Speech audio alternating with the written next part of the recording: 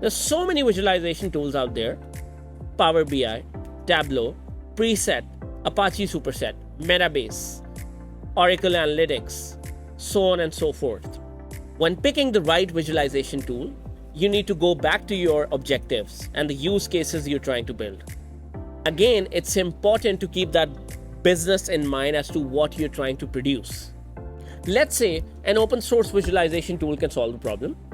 You don't need to go to a licensed tool. You can adopt a licensed tool when it's the right time, or there's something you're trying to build which is not supported by the open source tool. Makes sense. That is how you need to think.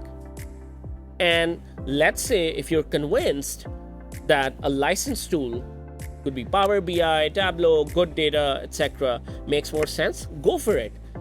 But what I'm trying to point out here is that it's important to understand your outcomes and your objectives and backtrack as to what tools, technologies, and visualization tool in this case you have to use. That is very, very important.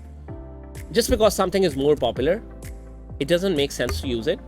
There has to be a proper reason as to why you want to use that tool for your organization.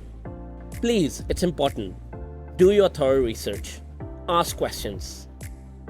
Have that attention to detail. Stay tuned.